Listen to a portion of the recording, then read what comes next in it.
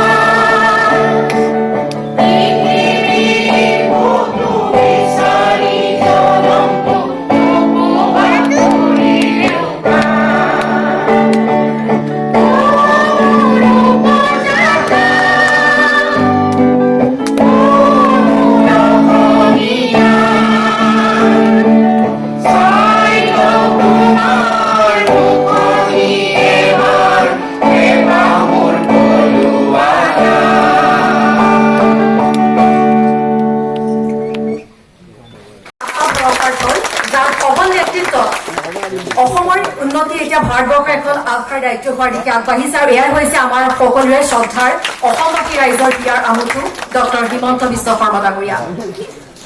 আমি আমাৰ সম্বৰ্ধনা জনাব বিচাৰিছো মাননীয় কৃষি মন্ত্ৰী শ্ৰদ্ধাৰ অতুল বৰা ডাঙৰীয়াদেৱক আৰু সম্বৰ্ধনা জনাব নিয়াসৰ কাৰ্যকৰী সভাপতি সৈয়দ মুজামিল হক চাহেবে মই তেখেতক সহযোগিতা আগবঢ়াবলৈ বাকীসকলক অনুৰোধ জনালো মাননীয় কৃষি মন্ত্ৰী শ্ৰদ্ধাৰ অতুল বৰা ডাঙৰীয়া ফুলাম গামোচা আৰু ফুলৰ ধূপৰে সম্বৰ্ধনা জনালে কাৰ্যকৰী সভাপতিয়ে আগবাঢ়িব বিচাৰিছো পৰৱৰ্তী সম্বৰ্ধনা অনুষ্ঠানলৈ আৰু এইবাৰ শ্ৰদ্ধাৰ শ্ৰীযুত চন্দ্ৰমোহন পাটোৱাৰী ডাঙৰীয়াদেৱক ফুলাম গামোচা আৰু ফুলৰ ধূপৰে সম্বৰ্ধনা জনাব নিয়াসৰ সাধাৰণ সম্পাদক সৈয়দ কমৰুজ্জামান চাহেবে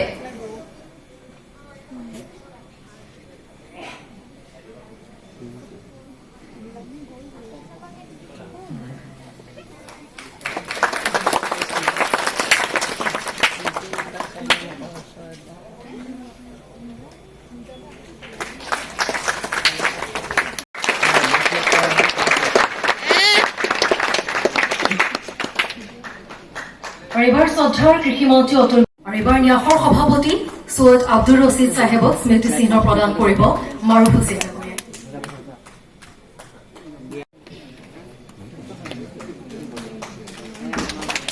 আৰু পৰৱৰ্তী তথা অন্তিম স্মৃতি চিহ্ন প্ৰদান অনুষ্ঠানলৈ ইয়াৰ পিছতে আমি যাব বিচাৰিম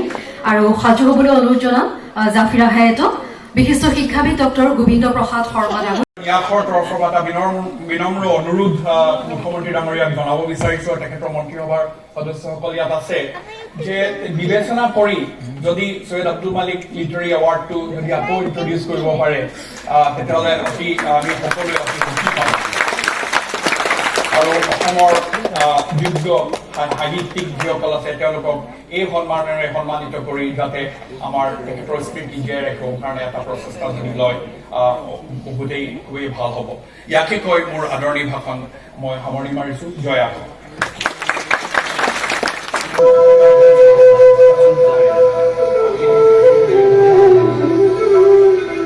হিন্দু মুছলমান একেজন স্ৰষ্টাৰে সন্তান আমাৰ মাজত কোনো ভেদাভেদ নাই আপোনালোকৰ মাজতো কোনো ভিন নাৰাখিব আজাদ পীৰ চাহেবে চকুৰি ভকতৰ সৈতে এই জিকিৰ ৰচনা কৰিছিল মোৰ আবা মৰমী কিবুদ্দিন চাহেবে অসমৰ প্ৰতিখন মঞ্চতে এই জিকিৰ গাইছিল আমিও গাইছো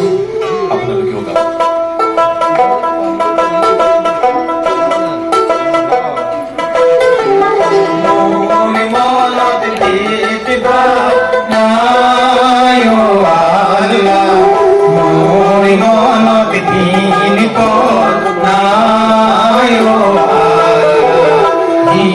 হিন্দু কি মুসলমান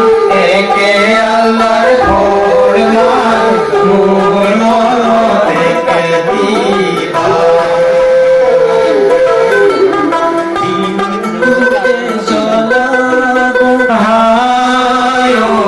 আল্লাহ সলমানত গাহিবা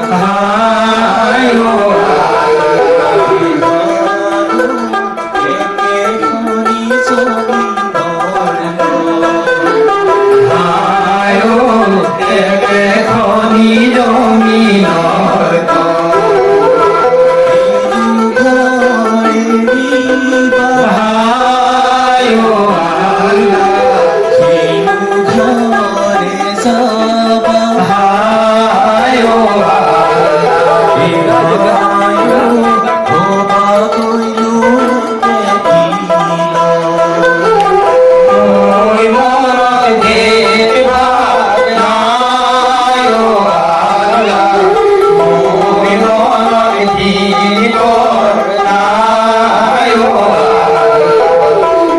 হিন্দু কি মুসলমান একে আল্লাহর ফরমান মোর মনতে দিবা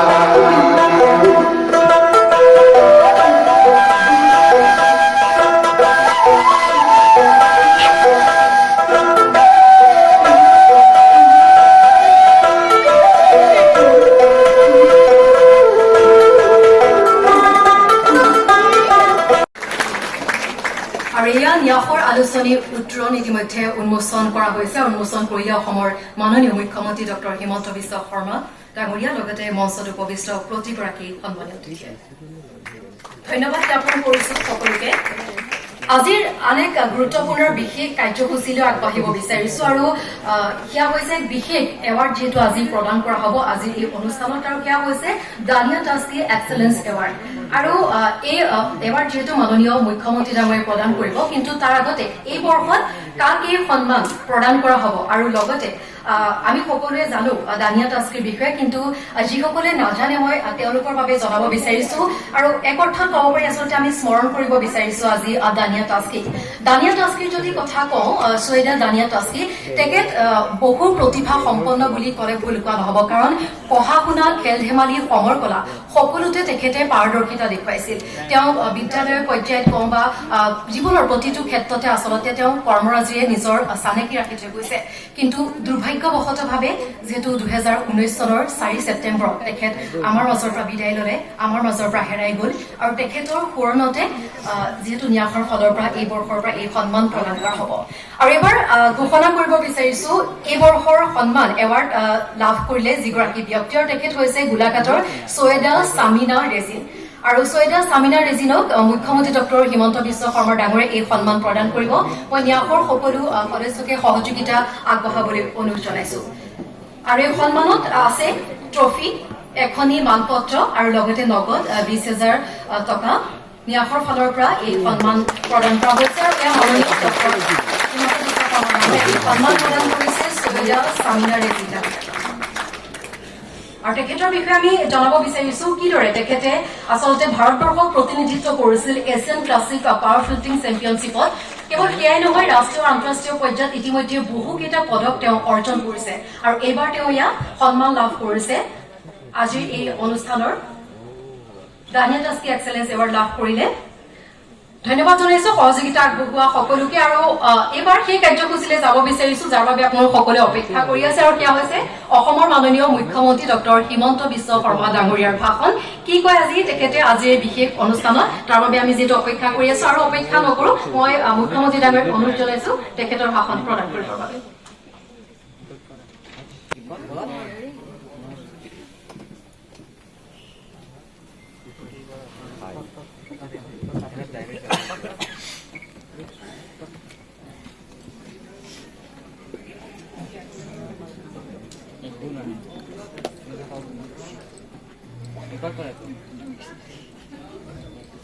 আজি আমাৰ এই অনুষ্ঠানত আমাৰ মাজত উপস্থিত থকা অসম চৰকাৰৰ সন্মানীয় মন্ত্ৰী চন্দ্ৰমোহন পাটোৱাৰী ডাঙৰীয়া অতুল বৰা ডাঙৰীয়া বিশিষ্ট সাহিত্যিক ডক্টৰ গোবিন্দ প্ৰসাদ শৰ্মা ডাঙৰীয়া বিশিষ্ট সাংবাদিক ৱাজবীৰ হুছেইন ডাঙৰীয়া নেহৰ সভাপতি সৈয়দ আব্দুল ৰছিদ ডাঙৰীয়া সভাত উপস্থিত সুধীবৃন্দ আৰু আই মাতৃ যুৱক যুৱতী বন্ধু বান্ধৱীসকল আজিৰ দিনটোত আছামী ছৈয়দ ৱেলফেয়াৰ ট্ৰাষ্ট বা অসমীয়া ছৈয়দ ৱেলফেয়াৰ ট্ৰাষ্টৰ উদ্যোগত ছৈয়দ আব্দুল মালিক ডাঙৰীয়াৰ স্মৃতি স্মাৰণ অনুষ্ঠানৰ বাবে আমি ইয়াত সকলো উপস্থিত হৈছো মোৰ অকণমান কৰ্মব্যস্ততাৰ বাবে মই হয়তো যিমান সময় আপোনালোকৰ মাজত থাকিব লাগিছিল সিমান সময় মই থাকিব পৰা নাই। অহাকালি অসম বিধানসভাৰ অধিৱেশন আছে। তাৰ পৰিপ্ৰেক্ষিতত কেইটামান এৰাব নোৱাৰা কামৰ বাবে মই বহু সময় আপোনালোকৰ মাজত থাকিব নোৱাৰিম, কিন্তু নিশ্চয় মোৰ মনত থাকিব যে কোনোবা এটা সময়ত আমি আকৌ লগ পাম আৰু আমাৰ মনৰ কথা বতৰা আমি পাতিবলৈ সুবিধা পাম। আজিৰ অনুষ্ঠানটো যিহেতু সৈয়দ আব্দুল মালিক ডাঙৰীয়াৰ স্মৃতি স্মাৰণ অনুষ্ঠান, গতিকে মই লক্ষ্য আৰু উদ্দেশ্যৰ পৰা বাহিৰলৈ যাব খোজা নাই। মই তেখেতৰ যি বৰ্ণিল ব্যক্তিত্ব আছিল তাৰ বিষয়ে দুআষাৰমান মই ক'ব খুজিছো। সৈয়দ আব্দুল মালিকৰ জীৱনৰ বিষয়ে আমি পশ্চিমবংগ চৰকাৰে তেওঁক পূৰ্ব ভাৰত সাহিত্য সংস্কৃতি বঁটা দিছিলে, অসম উপত্যকা সাহিত্য বঁটা তেওঁ লাভ কৰিছিলে, আজান পীৰ বঁটা লাভ কৰিছিলে আৰু অসম চৰকাৰৰ সৰ্বোচ্চ সন্মান শ্ৰীমন্ত শংকৰদেৱ বঁটাও তেখেতে লাভ কৰিছিলে। ভাৰত চৰকাৰে তেখেতক পদ্মশ্ৰী সন্মানেৰে বিভূষিত কৰিছিল আৰু অসম সাহিত্য সভায়ো তেখেতক সাহিত্যাচাৰ্য উপাধিৰে বিভূষিত কৰিছিল। সাহিত্য একাডেমীৰ ফেলো, যি এটা যোৱা কেইদিনমান আগতে আমি নীলমণি ফুকন ডাঙৰীয়াক দেখা পাইছিলো, তেখেতেও সাহিত্য একাডেমীৰ ফেলোশ্বিপ পাইছিলে, যিটোক আমি সাহিত্য একাডেমীৰ আটাইতকৈ সৰ্বোচ্চ সন্মান বুলি কওঁ। সেই সাহিত্য একাডেমীৰ ফেলো হিচাপেও বা ফেলোশ্বিপ বঁটাও সৈয়দ আব্দুল মালিক চাহাবে লাভ কৰিছিলে। তেখেতৰ সাহিত্য জগতলৈ তেখেতৰ বহুখিনি যি অৱদান আছিল, অঘৰী আত্মাৰ কাহিনী এখন জনপ্ৰিয় উপন্যাস গ্ৰন্থ আছিলে, সূৰুযমুখীৰ স্বপ্ন, আধাৰশিলা, শংকৰদেৱৰ ওপৰত তেখেতৰ যি ধন্য নৰতনু ভালত কিতাপখন তেখেতে লিখিছিল, তাত মহাপুৰুষগৰাকীৰ আদৰ্শৰ প্ৰতি থকা তেখেতৰ অকৃত্ৰিম শ্ৰদ্ধা প্ৰতীয়মান হৈছিল, প্ৰমাণ হৈছিল। মই ভাবো যে তেনে এগৰাকী মহান ব্যক্তিত্বক আমি পাহৰণিৰ গৰ্ভত যাব দিয়া কেতিয়াও উচিত নহয়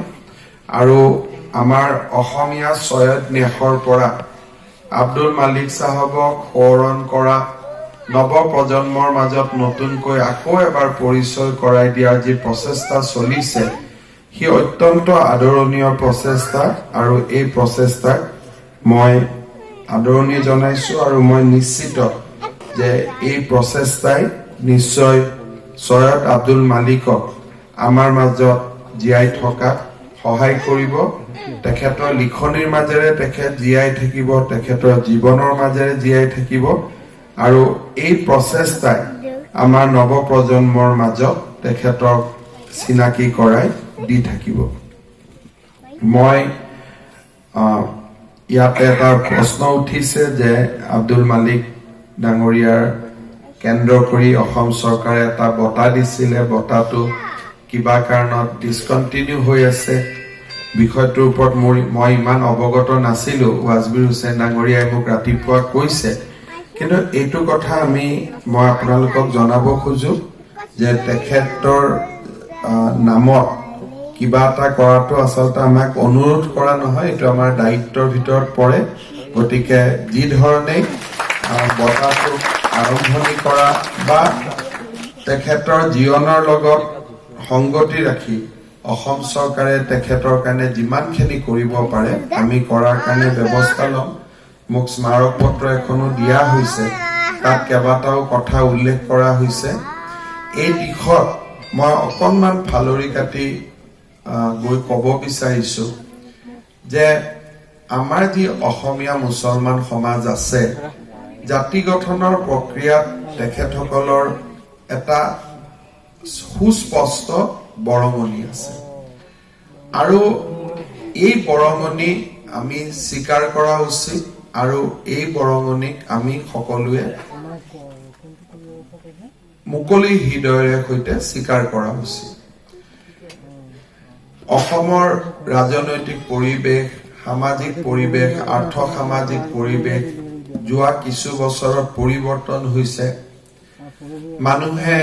কিছুমান নিজকে এক্সট্ৰিম সিচুৱেশ্যনত নিজক থিয় কৰাইছে। তাৰ বিভিন্ন প্ৰেক্ষাপট আছে বা প্ৰেক্ষাপট তাৰ ডিবেট আছে, বিতৰ্ক আছে। কিন্তু ইমানবিলাকৰ মাজতো আমি এটা কথা দেখা পাওঁ যে অসমীয়া মুছলমান সমাজ আৰু অসমৰ হিন্দু সমাজখনৰ মাজত যিটো সমন্বয় আৰু সম্পৰ্কৰ সাঁকো, সেই সাঁকোটোত ক'তো বিচ্ছিন্ন হোৱা নাই। ই যি ধৰণে আছিল সেই ধৰণে তাত আছে। আমি যেতিয়া ৰাজনৈতিক পৰিৱেশ পৰিস্থিতিত বা আমি যি ধৰণে সমাজখনক দেখা পাওঁ তাৰ যেতিয়া আমি বিশ্লেষণ কৰোঁ, তেতিয়াও এটা কথা আমি সদায় সাৱধানতাৰে এটা কথা চিন্তা কৰোঁ, চেষ্টা কৰোঁ যে আমাৰ কোনো কথা বতৰাই যাতে অসমীয়া মুছলমান সমাজখনক দুখিত নকৰে বা তেওঁলোকৰ অন্তৰত কেতিয়াও যাতে এটা নিগেটিভ ফিলিংছ এটা ছ'চাইটিৰ কাৰণে নাহে। আৰু সেই কথাটোত আমি বহুত কেয়াৰফুল থাকোঁ আৰু আমি সেই ধৰণেই নিজক আগবঢ়াই লৈ যাব বিচাৰোঁ। এটা কথা আমি সদায় মনত ৰাখিব লাগে যে আমাৰ সমাজখনৰ বাবে আদৰ্শ কোন। আজি আমাৰ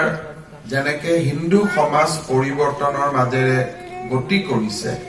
ডেফিনেটলি মুছলমান সমাজৰ মাজতো বহুতবিলাক পৰিৱৰ্তন আহিছে। আৰু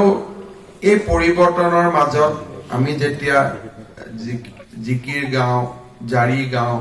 তাৰ মাজত আমি দেখা পাওঁ যে আমাৰ মাজত আন কিছুমান এলিমেণ্টো সোমাইছে বা আছে যিসকলৰ সাংস্কৃতিক মূলটো অসমীয়া নহয়, ভাৰতীয় নহয়। ডেফিনেটলি সকলো মানুহৰে কথা কোৱাৰ, বাক স্বাধীনতাৰ, ধৰ্মৰ স্বাধীনতা থাকে। অসমীয়া মুছলমান সমাজে যিমান দিনলৈকে আজান পীৰ চাহাবক আমাৰ আদৰ্শ হিচাপে আমি ৰাখি থম, তেতিয়ালৈকে আমাৰ সমাজখন সদায় সুশৃংখলিত হৈ থাকিব। কিন্তু যেতিয়া আজান পীৰ চাহাবে আমাক যি শিকাই গৈছিল, যিটো চুফি কালচাৰ বুলি কওঁ, যিটো আমাৰ কালচাৰৰ লগত তাত বহুত কোনো ডিফাৰেঞ্চ মই দেখা নাপাওঁ, তাৰ পৰা যেতিয়া আমি এটা এক্সট্ৰিম ষ্টেণ্ডলৈকে আমি গুচি যাব খোজো, তাৰ পৰাই আমাৰ মাজত পাৰ্থক্য আৰু ডিফাৰেঞ্চ সৃষ্টি হয়। কাৰণ আমি একাস্তম নহয় যে ক'ত পৃথিৱীত কি চলি আছে, আমি একাস্তম হয় অসমত কি চলি আছে। আৰু অসমত আমি এইটো কথা জানো যে মহাপুৰুষ শংকৰদেৱে আমাক এটা ৰাস্তা দেখুৱাই থৈ গৈছিলে, আজান পীৰ চাহাবে আমাক এটা ৰাস্তা দেখুৱাই থৈ গৈছিলে। এই দুইটা ৰাস্তাৰ লগত আমি চিনাকি, তাৰ লগত আমি নিজকে সংমিশ্ৰণ কৰিব পাৰো। যেতিয়া মই আজান পীৰ চাহাবৰ কিবা এটা অনুষ্ঠান হয় বা তেখেতৰ স্মৃতিচাৰণ হয়, তাৰ যেতিয়া জিকিৰ আহে, জাৰি গায়, জিকিৰ গায়, মই নিজক কোনো ডিফাৰেঞ্চ ফিল নকৰোঁ। মই নিজকে আই ফিল ওৱান এমং অল। কিন্তু সেই ধৰণে যেতিয়া মহাপুৰুষ শ্ৰীমন্ত শংকৰদেৱৰ স্মৃতিচাৰণ হয়, তেতিয়াও মই নাভাবো যে কোনোবা এজন অসমীয়া মুছলমান মানুহে নিজক ডিফাৰেঞ্চ হিচাপে ভাবে, কাৰণ সেইটো আমাৰ বেকগ্ৰাউণ্ড নহয়। অসমীয়া মুছলমান আৰু হিন্দু সমাজৰ কাৰণে আমাৰ যিটো background, it was more cultural and social than religious. কাৰণ এটা কথা মই ক'লে কিছুমান মানুহে মোক প্ৰশ্নও কৰে, কিছুমান মানুহে মোক কুৱেশ্যন কৰে। মই কেইদিনমান আগতে শিলচৰত মোৰ এখন সভা হৈছিলে, সেই সভাখনত মই এটা কথাই কৈছিলো যে আমি ক'ৰ পৰা আহিছো, আমি ক'ত আছিলো। আমি যদি চাওঁ 6টা 7টা জেনেৰেশ্যন আগত আমাৰ মাজত কোনো পাৰ্থক্য নাছিলে, উপাসনাটো পাৰ্থক্য নাছিলে, ধৰ্মটো পাৰ্থক্য নাছিলে, ক'তো একো পাৰ্থক্য নাছিলে। প্ৰচেছ এটা হ'ল, কোনোবাৰ মাজত এটা নতুন চিন্তা আহিলে যে নহয়, মই উপাসনাৰ পদ্ধতিত মোৰ বদলি হ'ব লাগে। 5000 বছৰ আগত ঋকবেদে কৈ গৈছে যে সত্য এটাই, সত্য প্ৰকাশৰ ৰাস্তা বেলেগ বেলেগ হ'ব পাৰে একম সত্য বিপ্ৰা বহুধা বিভান্তি অৰ্থাৎ আমাৰ মাজত অলপ সময়ৰ কাৰণে এটো প্ৰশ্ন নহয় যে কোন মানুহে কাক উপাসনা কৰিছে কাৰণ আমাৰ যদি হিন্দুৰ মাজতো আমি যদি চাও তেতিয়ালে দেখিব আমাৰ মাজতো বহুত ডাইভাৰ্সিফিকেশন আছে যদি ইসলাম সমাজৰ মাজত ডাইভাৰ্সিটিটো অলপ কম আছে সকলোৱে পাঁচ সন্ধ্যা নামাজ পঢ়ে এক আল্লাহ এক ঈশ্বৰক উপাসনা কৰে হিন্দুৰ মাজত ইটস এ টোটাল ডাইভাৰ্সিটি কোনোবাই পূজা কৰে কোনোবাই প্ৰাৰ্থনা কৰে কোনোবাই নাম গায় কোনোবাই একোৱে নকৰে কয় কি মই ঘৰতে বহি ভগৱানক উপাসনা কৰো মইতো মোৰ জীৱনত দেউতাক মন্দিৰত যোৱা দেখাই নাই but he was a stand Hindu by religion কিন্তু যেতিয়া আমি সাংস্কৃতিক কথা চাবলৈ যাওঁ তেতিয়ালে আমি দেখা পাওঁ যে ৰিলিজিয়নটো যদি অকনমান আঁতৰাই থৈ দিওঁ then there is a hardly any difference between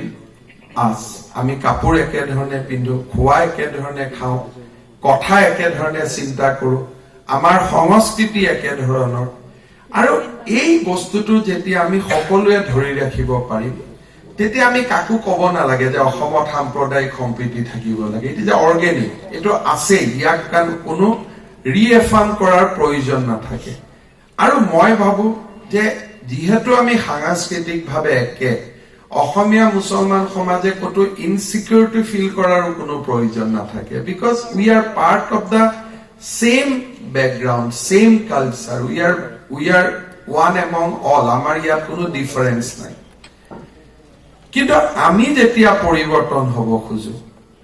আমি যেতিয়া নিজক কোনোবা এটা ৰাস্তাত লৈ যাব বিচাৰো যেটো সুফি কালচাৰৰ পৰা বহুত দূৰত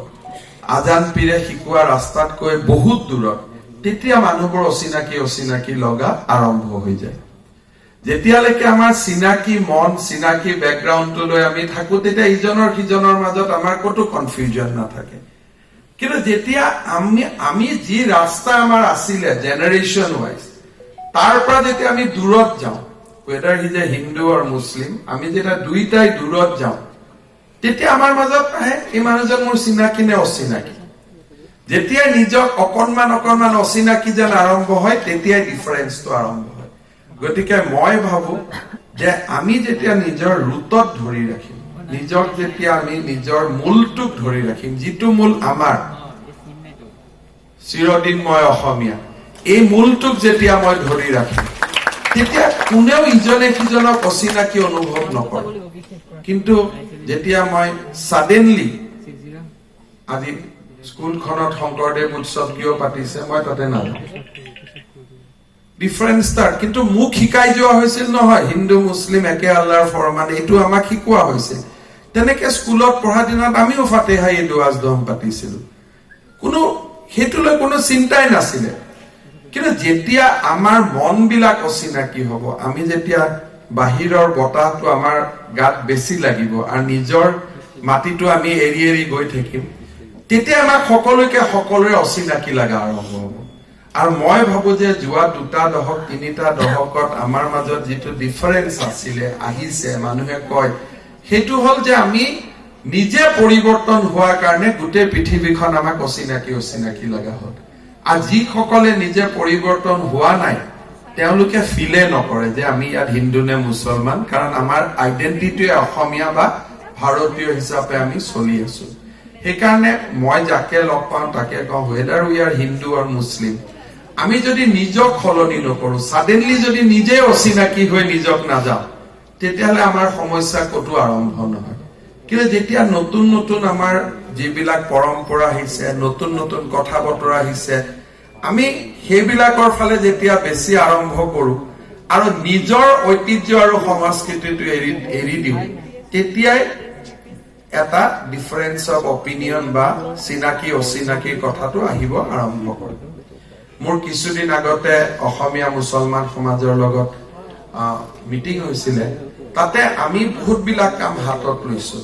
আটাইতকৈ ডাঙৰ কথা হ'ল যে আমাৰ এটা নিজৰ কালচাৰেল আইডেন্টিটি আছে ৰিলিজিয়াছ ঠিক আছে গোটেই পৃথিৱীত ইছলাম ধৰ্ম আছে পৃথিৱীত খ্ৰীষ্টিয়ান ধৰ্ম আছে পৃথিৱীত হিন্দু ধৰ্ম আছে So religion is one thing, that is very personal to us. Yat very karu kobologe eku nai moi keneke bhagavanok pam, it is very personal to us. Kintu jetia ami amar cultural trait ba cultural identity tor upra jetia ami durot gusi jam, tetia guttei kotha botorabur beleg beleg hobo arambho hoi jay. আৰু সেইকাৰণে মই ভাবো যে আমাৰ cultural আইডেন্টিটিত কি আছে, আমাৰ cultural আইডেন্টিটিত বহুবিলাক উপাদান আছে যিবিলাক আন কাৰো নাই। আজিৰ দিনত কোনজন মুছলমান মানুহে শংকৰদেৱৰ ওপৰত লিখিব পাৰে? অকল অসমীয়া মুছলমানে লিখিব পাৰে, কাৰণ সেই গুণখিনি অসমীয়া মুছলমানে ইনহেৰিট কৰিছিল আমাৰ যিটো সুফি কালচাৰ, সুফি ঐতিহ্য, সুফি সংস্কৃতি। আৰু সেইটো ধৰি ৰখাৰ কাৰণে আৰু সেইটো থকাৰ কাৰণে আমি সদায় নিজক একাত্ম অনুভৱ কৰি আছিলো। মই প্ৰথম দায়িত্ব লৈ আমি যেতিয়া সকলোকে লগ পাইছিলো তেতিয়া মই কৈছিলো যে আজি যেনেকে আমি কৰবাত নিজক ইনচিকিউৰ অনুভৱ কৰো অসমত, আমাতকৈও মই ভাবো আটাইতকৈ যদি ইনচিকিউৰ আজি কোনোবা আছে, অসমীয়া মুছলমান মানুহখিনি আছে। আইদাৰ দেহে আমি এইটো কথা প্ৰুভ কৰিব যত্ন কৰো, প্ৰমাণ কৰিব যত্ন কৰো যে অসমীয়া মুছলমান মানুহখিনিক আমি অসমৰ কালচাৰেল আইডেন্টিটি বা কালচাৰেল লেণ্ডস্কেপটোৰ পৰা আমি দূৰত বুলি নাভাবো। যিসকলে ভাবে, যিসকলে কয় যে নহয় আমি বেছি উই আৰ সেকুলাৰ, তেওঁলোকে in the name of secular they are attacking our root of our culture which we want to preserve. So that is the difference. কেতিয়াবা লগ পালে আৰু মই বহুত দীঘলকৈ কম, কিন্তু আমি যিকেইখন কমিটি কৰি দিছো, মই অতি আগ্ৰহেৰে তেওঁলোকৰ প্ৰতিবেদনৰ বাবে অপেক্ষা কৰি আছো। আৰু তেওঁলোকৰ প্ৰতিবেদন পোৱাৰ পিছত আমি কালচাৰেল আইডেন্টিটিৰ দিশত আমি কেইবাটাও পদক্ষেপ ল'ব পাৰিম। তেতিয়া আৰু আমাক কোনেও ক'ব নালাগিব যে আজান পীৰ চাহাবৰ নামত এইটো কৰক, আব্দুল মালিক চাহাবৰ নামত এইটো কৰক, because those will be part of the system. ই নিজে নিজে আগুৱাই গৈ থাকিব। গতিকে মই ভাবো যে নেক্সট সময়ছোৱাত আমাৰ কথা, আমাৰ কাম দুইটাৰ মাজেৰে আমি আমাৰ চিনাকি মনবিলাক লৈ জীয়াই থাকিব পাৰিম, তাকে মই আশা কৰো। পুনৰ এবাৰ আপোনালোকক ধন্যবাদ জনাইছো। আৰু মই ভাবো যে আব্দুল মালিক চাহাবৰ সৃষ্টি কৰ্মই সদায় জাতিটোক প্ৰেৰণা দি যাব, আৰু জাতিটোৰ উত্তৰণৰ ক্ষেত্ৰত তেওঁৰ সৃষ্টি, তেওঁৰ কৰ্মৰাজিয়ে আমাক সদায় প্ৰেৰণা দি থৈ যাব। পুনৰবাৰ আপোনালোকক প্ৰণাম জনাই মই মোৰ বক্তব্যৰ সামৰণি মাৰিছো। মই অলপ লগত বিদায় লম, আপোনালোকে বেয়া নাপাব, পিছত মই আকৌ আপোনালোকক লগ পাম। ধন্যবাদ জনাইছো অসমৰ মাননীয় মুখ্যমন্ত্ৰীদেৱক আমাক তেখেতৰ বহুমূলীয়া সময়, লগতে তেখেতৰ বহুমূলীয়া ভাষণৰ বাবে বহুত বহুত ধন্যবাদ জনাইছো। আশা কৰিছো পৰৱৰ্তী সময়তো ন্যাসৰ কাৰ্যসূচীত মুখ্যমন্ত্ৰী ডাঙৰীয়া এনেদৰে সহযোগিতা আগবঢ়াব বুলি। আৰু আমি অনুষ্ঠান যিহেতু আমাৰ অব্যাহত থাকিব, গতিকে সকলোকে সহযোগিতা আগবঢ়াবলৈ অনুৰোধ জনালো।